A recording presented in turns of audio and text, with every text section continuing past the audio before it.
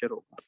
कभी भी क्वेश्चन के अंदर 90% क्वेश्चन के अंदर भाईजान ये आता है क्वेश्चन, ये 4 लाइनों के ऊपर क्वेश्चन आता है कि एक पेशेंट है जिसको जनाब माइग्रेटरी पेन, और पेन कहाँ जा रही है, आपके राइट इलियक फोसा में जा रही है, ठीक है, साथ वो नोजिया, वॉमिटिंग और टेम्परेचर के साथ प्रेजेंट करता है, तो वो कौन सा है?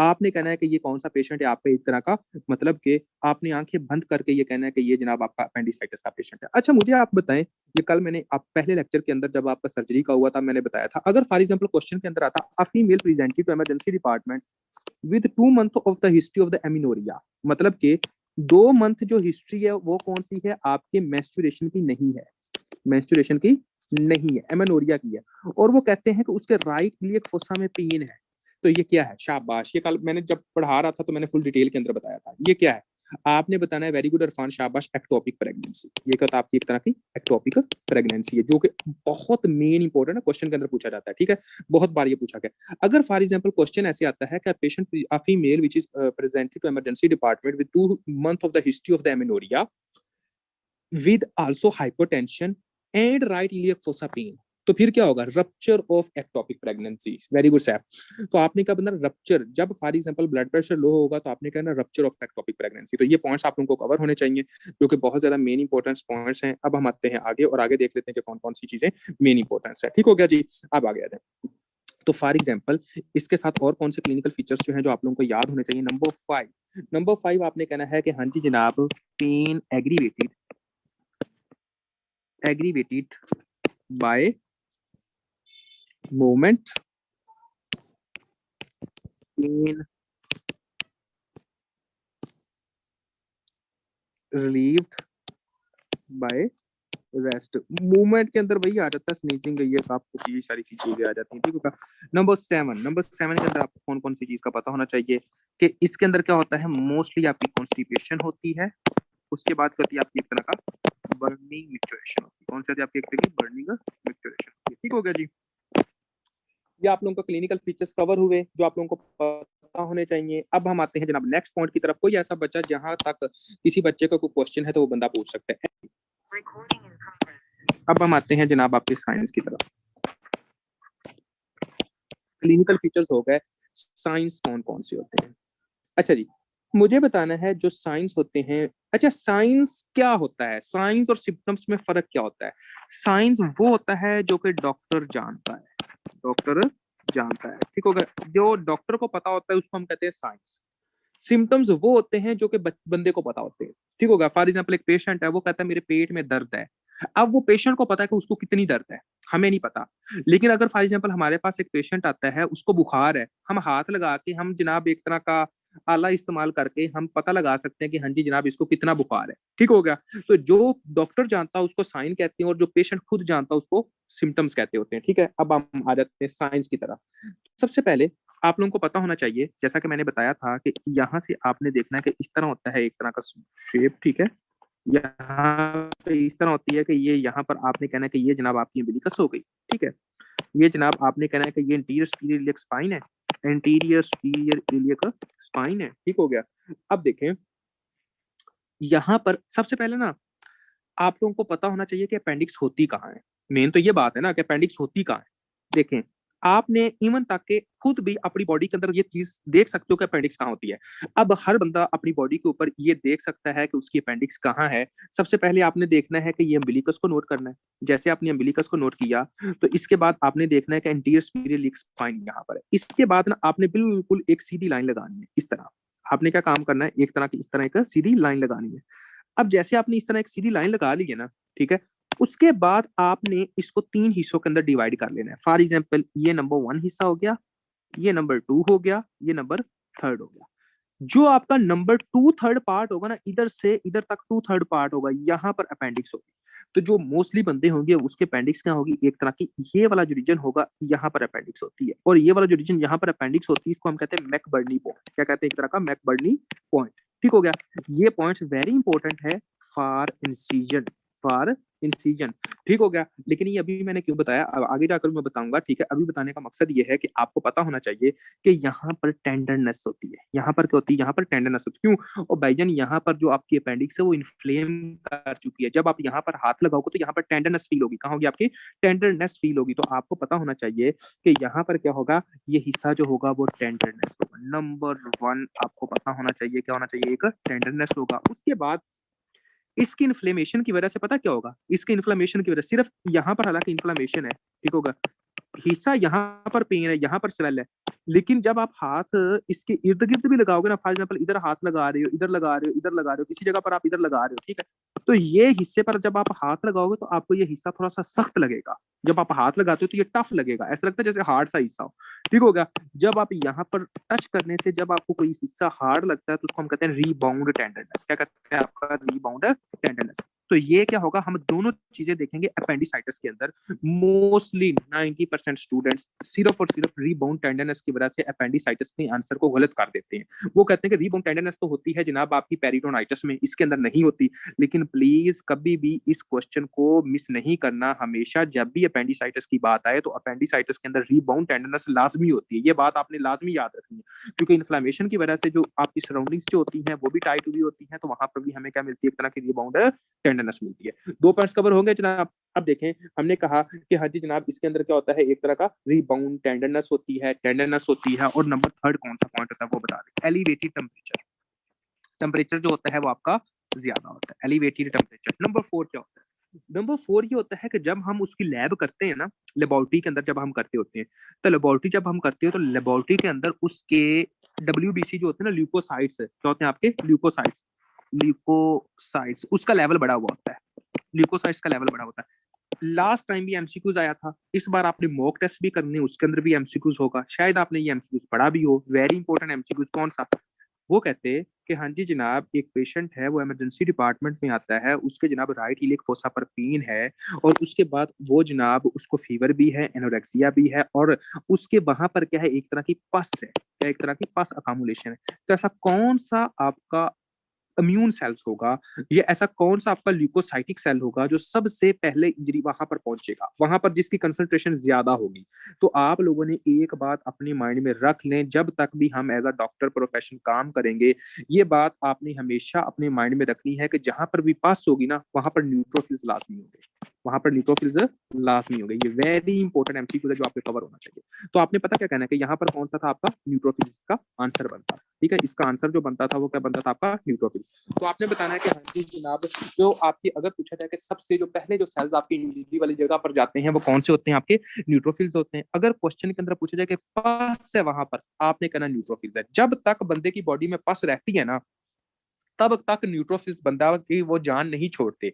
न्यूट्रोफिल्स का काम ही पास बनाना होता है, ठीक हो गया जी। अभी तक हमने क्या देखा, हमने देखा कि जनाब टेंडरनेस होती है, रीबाउंड टेंडरनेस होती है, एलिवेटेड टेम्परेचर होता है, ल्यूकोसाइटोसिस ज्यादा होती है, और shift to left.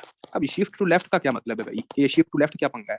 Shift to left का मसला ये होता है, ठीक है, शिफ्ट टू लेफ्ट का मतलब ये होता है कि जब भी शिफ्ट टू लेफ्ट आप किसी जगह पर पढ़ोगे ना, तो इसका मतलब ये है कि आपकी बॉडी के अंदर इन्फेक्शन है, आपकी बॉडी के अंदर question, question repeat please, okay.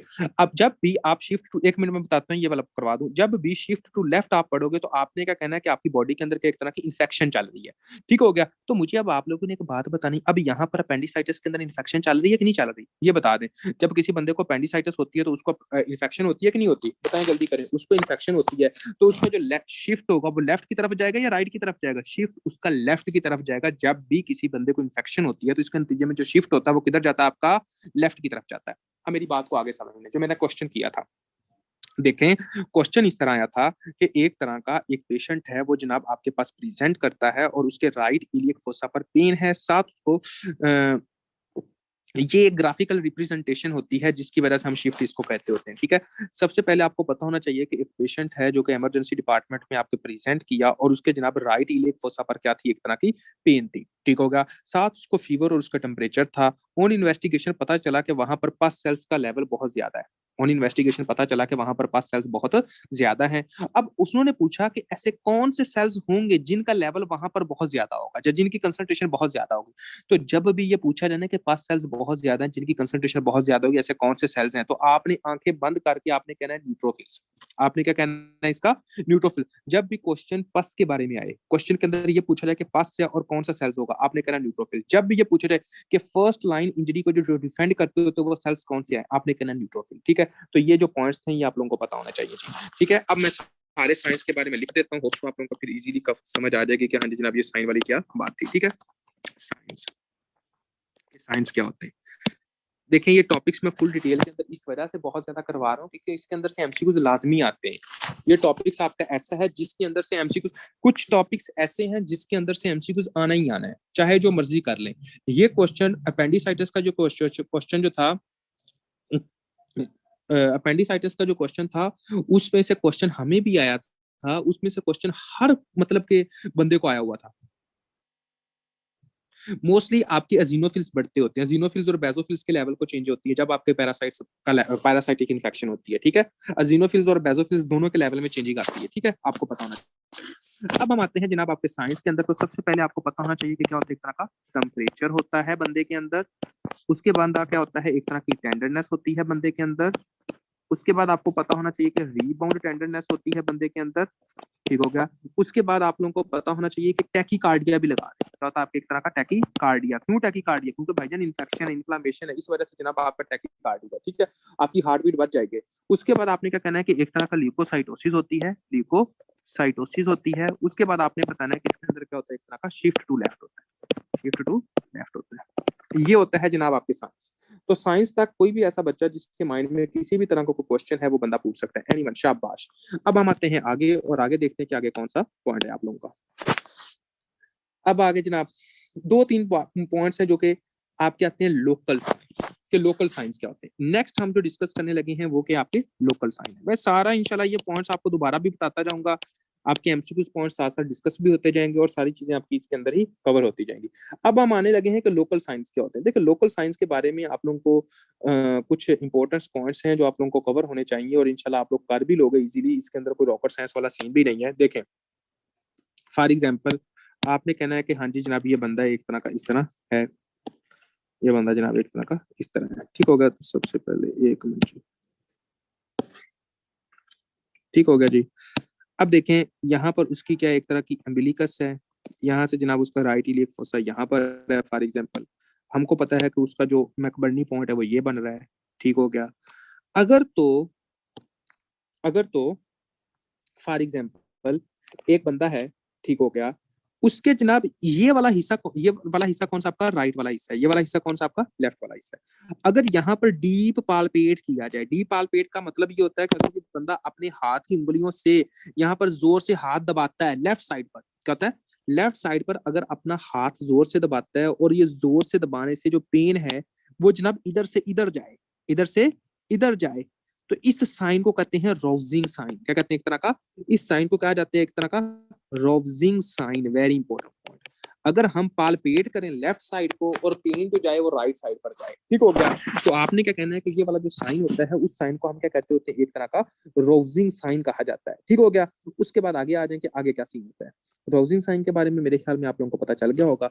अगर फॉर एग्जाम्पल एक बंदा है, ठीक हो गया, एक पेशेंट आपके पास है, वो एक तरह का लेटा हुआ है और हम उसको कहते हैं कि हाँ जी ना पेशेंट साहब जो है वो अपनी हिप की एक्सटेंशन करो, हिप को एक्सटेंड कर लो, यानी कि हिप एक्सटेंशन कर लो, हिप एक्सटेंशन कर लो। तो जब वो अगर पेशेंट हिप एक्सटेंशन कर लेता है, ठीक हो गया, तो उस वक्त आपने कहना है कि ये वाला जो साइन होता है इस साइन को हम कहते होते हैं सॉस साइन। क्या कहते हैं, एक तरह का सॉस साइन। क्या होता है, एक तरह का सॉस साइन कहते हैं। ठीक हो गया।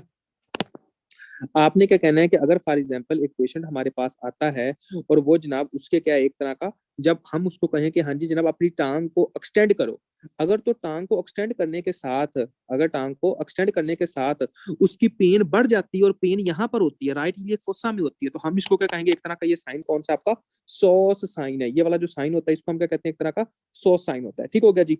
अब हम आते हैं सॉस साइन मोस्टली किसके अंदर पॉजिटिव होता है? सोस साइन आपका उन बंदों के अंदर पॉजिटिव होता है जिनके अंदर आपकी रेट्रोसील लेवल पर अपेंडिक्स होती है। रेट्रोसील वेरी इंपॉर्टेंट एमसीक्यूज। अगर क्वेश्चन आए ना कि हाँ जी जनाब एक पेशेंट है उसको जनाब सोस साइन पॉजिटिव है तो अपेंडिक्स की जो लोकेशन है वो कहाँ पर है, तो आप क्या बताओगे? रेट्रोसील है लोकेशन। जो अपेंडिक्स की जो लोकेशन है वो कहाँ पर आपकी एक तरह की रेट्रोसील लोकेशन है। ये एमसीक्यूज अक्सर आपका आता होता है जो कि वेरी इंपॉर्टेंट एमसीक्यूज है। ठीक हो गया।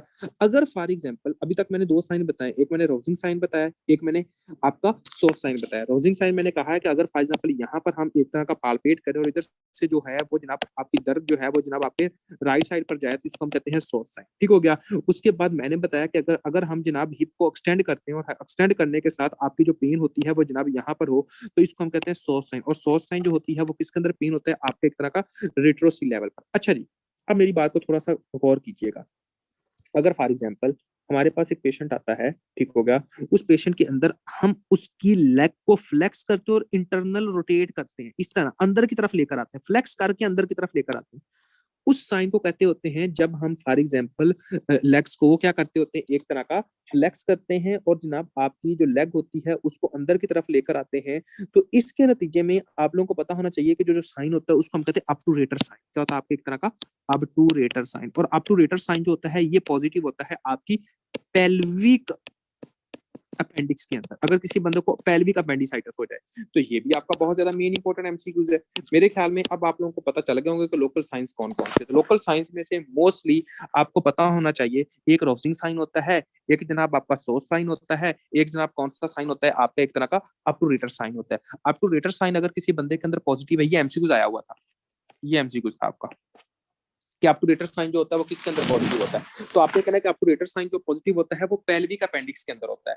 अगर अपेंडिसाइटिस कहां पर हो जाए? आपके पेल्विक लेवल पर अगर अपेंडिक्स है ना और उस बंदे के अंदर हम कर रहे हैं तो उसके अंदर क्या है, एक तरह का अपटूरेटर साइन पॉजिटिव होगा। अगर पूछा जाए कि सॉस साइन पॉजिटिव है तो अपेंडिक्स कहां पर है? आपने कहना रेट्रोसील है। ठीक है जी। और यहां तक किसी बच्चे का कोई भी क्वेश्चन है वो बंदा क्वेश्चन पूछ सकता है। एनीवन? डायग्नोस्टिक क्राइटेरिया देखिए जी, फॉर एग्जांपल डायग्नोस्टिक क्राइटेरिया का मतलब पता है क्या है? हमारे पास एक पेशेंट आया है, अब हमने उसका डायग्नोज लगाना है कि उसको अपेंडिक्स है, अपेंडिसाइटिस है भी कि एवं ड्रामे है। ठीक है, आप डॉक्टर हैं सारे माशाल्लाह, आप एक वार्ड के अंदर काम कर रहे हैं, आपके पास एक पेशेंट आया है, ठीक हो गया, लोग कहते हैं जनाब इसको अपेंडिसाइटिस जो भी है, ठीक है, आपको कहा गया कि जनाब ये आपके सामने एक पेशेंट है, इसको आपने बताना है कि इसको अपेंडिसाइटिस है या नहीं है। अब ये आप कैसे पता लगाओगे? ठीक हो गया। सबसे पहले इसके होते हैं साइंस, कहते हैं एक तरह के साइंस होते हैं। इसके अंदर हम एक क्राइटेरिया लगाते हैं, उस क्राइटेरिया का नाम होता है अल्वरेडो क्राइटेरिया। इसका नाम क्या होता है? अल्विरेडो क्राइटेरिया। अब ये अल्वरेडो क्राइटेरिया वाला क्या पंगा, इसको हम देख लेते हैं। ये होता है अल्वरेडो क्राइटेरिया। ठीक है, अब अल्वरेडो क्राइटेरिया का मतलब क्या होता है? अब अल्वरेडो क्राइटेरिया को जो आप याद कर सकते हो, आप इस तरह कर सकते हो, अगर आप याद करना हो आप कह सकते हो मेंट्रल्स स्कोर, MENTRELS, मेंट्रल्स स्कोर। जिस बच्चे को ये याद हो गया मेंट्रल्स, इसको अल्वरेडो क्राइटेरिया याद हो जाएगा।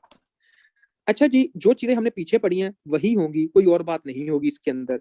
फॉर एग्जाम्पल MENTRE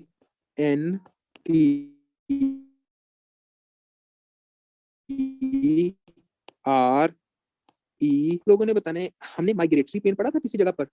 पढ़ा था कि नहीं पढ़ा था? पढ़ा था ना, माइग्रेटरी पेन होती है, तो यहाँ पर क्या लगाना है आपने? Migratory pain. ठीक होगा, माइग्रेटरी पेन। नंबर 2, हमने किसी जगह पर एनोरेक्सिया पढ़ा था कि एनोरेक्सिया कोई चीज होती है, तो यहाँ पर आपने ए से क्या लगाना है? आपका एक तरह का एनोरेक्सिया। एन, एन से मुराद है आपका नोजिया। ठीक हो गया। उसके बाद आपने कहना टी, टी से मुराद है आपका टेंडरनेस। आर, आर से मुराद है आपका रीबाउंड टेंडरनेस। ठीक हो गया। उसके बाद ई, ई से मुराद है elevated temperature, elevated temperature. L, leucos, L से मुराद है ल्यूकोसाइटोसिस, ल्यूकोसाइटोसिस।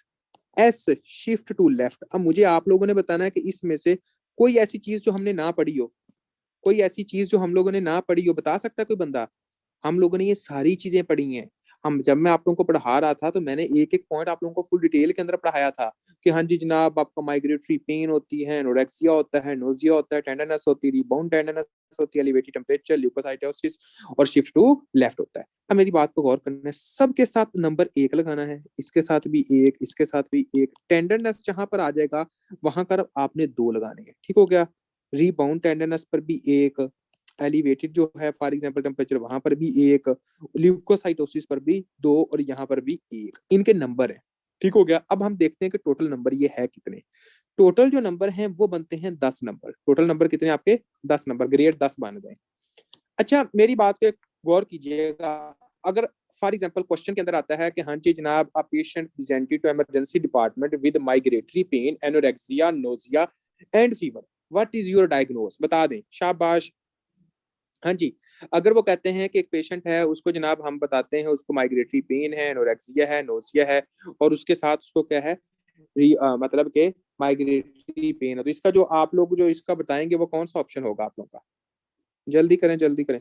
इसका जो आपका आंसर होगा वो क्या होगा? आपका एक तरह का अपेंडिसाइटिस होगा। एमसीक्यू से भाईजान, अगर फॉर एग्जांपल क्वेश्चन ऐसे आता है कि हाँ जी जनाब, एक पेशेंट है, उसको जनाब आपका रीबाउंड टेंडरनेस है, एलिवेटेड टेम्परेचर है, शिफ्ट टू लेफ्ट है और साथ उसके क्या माइग्रेटरी पेन है, तो आपने कहना ये क्या आपका एक तरह का अपेंडिसाइटिस है। अच्छा, अब फॉर एग्जांपल हमारे पास एक पेशेंट है, ठीक हो गया, हम उसको कैसे देखेंगे? कैसे? फॉर एग्जांपल ये जनाब हमारे पास एक पेशेंट साहब आ गए, ठीक हो गया। इस तरह आपने जो बेहतरीन तरीका लगाना है, सबसे पहले आपने कहना है कि ये उसकी क्या एक तरह का अम्बिलिकस था। इससे यहाँ पर एंटीरियर स्पिरिलक्स स्पाइन पर आपने एक लाइन लगाई। हमने एक यहाँ पर फॉर एग्जांपल उससे पूछेंगे कि हाँ जी बेटा जी, आपकी जो दर्द है वो ऐसे रेडिएट कर रही है, इस तरह। अगर तो वो कहता है कि जी कर रही है, तो इसका मतलब क्या, उसको माइग्रेटरी पेन है कि नहीं है? हाँ जी, उसको माइग्रेटरी पेन है कि नहीं है, तो माइग्रेटरी पेन उसको होगी, नंबर 1। ठीक हो गया जी। अगर फॉर एग्जांपल हमारे पास पेशेंट आया, उसको हम कहते हैं कि हाँ जी जनाब, कोई भूख शूख वाला सीन है, एनोरेक्सिया हुआ पड़ा कि नहीं, वो कहता है जी है, एक पॉइंट ये। अगर हम उसको कहते हैं कोई नोजिया फील हो रहा है, वो कहता है जी है, तो आपका नोजिया वाला पॉइंट भी कवर हो गया। अगर हम यहाँ पर हाथ लगाएं, यहाँ पर आपका हाथ लगाएं और यहाँ पर हमें टेंडरनेस फील हो, टेंडरनेस फील हो, तो इसके कितने पॉइंट आपके? 2। ठीक हो गया। अगर हम इसके इर्द गिर्द यहाँ पर हाथ लगाएं और यहाँ पर भी हमें टेंडरनेस फील हो, तो इसका कितने पॉइंट है? 1। ये भी जनाब है। अगर हम देखें कि उसको यार हम हाथ लगे और उसको बुखार भी है, तो इसका भी 1 पॉइंट है।